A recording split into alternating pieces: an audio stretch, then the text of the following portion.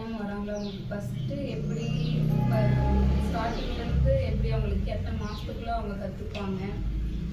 அவங்க சர்டிஃபிகேட் வாங்கிட்டு அது இப்போ நம்ம ஸ்டோர் வைக்கணும்னா அதெல்லாம் வச்சா கஸ்டமர்லாம் நீங்கள் புதுசாக கற்றுக்கணும். இப்போ எதுவுமே தெரியாமல் இப்போ நூலில் அதாவது ஊசியில் நூல் போட கூட தெரியல, நான் வந்திருக்க கிளாஸ்க்கு எனக்கு சொல்லித்தர முடியுமா, எப்படி சொல்லித்தருவீங்கன்ற மாதிரி நீங்கள் கொஸ்டின் இல்லையா. இப்போ நீங்கள் என்னென்னா நீங்கள் எதுவுமே தெரியாமல் இங்கே வந்தீங்கன்னா கூட மிஷினை பற்றி எனக்கு எதுவுமே தெரியாதுன்னா கூட உங்களுக்கு எல்லாமே சொல்லி கொடுத்து குறைஞ்சபட்சம் 15 நாள் அதிகபட்சம் 1 மாதத்துக்கு நீங்கள் ஒரு ப்ளவுஸ் தைக்கிற அளவுக்கு உருவாக்கிடுவோம்.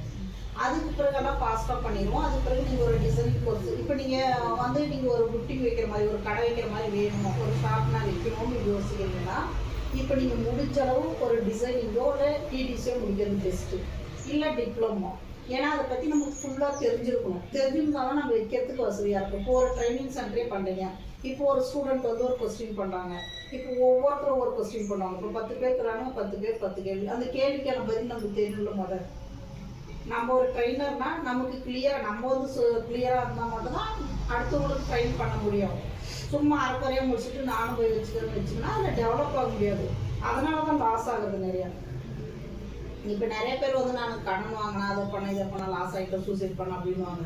அதுக்கு காரணம் என்னன்னா நம்ம தெளிவு இல்லாமல் ஒரு பிஸ்னஸ் பண்ணுறது. எல்லாத்துக்குமே ஒரு அனுபவம் வேணும், தெளிவு வேணும். அது இல்லாத நீங்கள் என்ன உங்கள் ஃப்ரெண்டு சொல்லிட்டு சொந்தக்காரன்னு சொல்லிட்டு யார் சொன்னாலும் அதில் வந்து இன்வால்வ் ஆகாதீங்க. அதனால் இங்கே பொறுத்தவரை நீங்கள் வரீங்க ஒரு டிசைனிங்கோ டிடிசியோ படிக்கிறீங்கன்னா 1 இயர் கோர்ஸ் குறைஞ்சபட்சம் நீங்கள் 6 மந்த்தில் கிளியர் பண்ணிட்டு போய் வைக்கலாம்.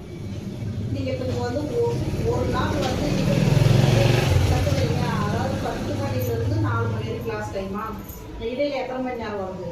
5 மணி நேரமா 7 மணி நேரம்? 6 மணி நேரம் வருதா? இப்போ 6 மணி நேரம் நீங்கள் இருக்கிறீங்கன்னா அந்த 6 மணி நேரன்றது 1 மணி நேரம் ஒரு நாள் வந்ததுக்கு சமம். 6 மணி நேரம் இருந்தீங்கன்னா 6 நாள் வந்ததுக்கு சமம். நீங்கள் நம்ம சும்மா இருக்கிற மாதிரி தான் இருக்கும், ஆனால் ஏதாவது ஒரு விஷயத்துக்கு தெரிஞ்சே தான் இருக்கும். நீங்கள் எவ்வளோ விளையாட்டுத்தனமாக இருந்தாலும் புதுசாக ஒரு விஷயத்த அன்றைக்கி நம்ம தெரிஞ்சுருக்கோம். அதுதான் இங்கே வந்து பேசுகிறது. அதனால் நீங்கள் எவ்வளோ நாள் முடிக்கிறீங்களோ அவ்வளோ நாள் கிளியராக முடிச்சுட்டு வெளியே போயிட்டீங்கன்னா நீங்கள் அதுக்கு மேலே நீங்கள் ஸ்மார்ட்டாக வெளியே போகலாம். அதே மாதிரி நீங்கள் முடிச்சுட்டு போனால் நிறையா ஸ்டூடெண்ட்டுக்கு அந்த மாதிரி வச்சு நடத்திட்டு இருப்பாங்க.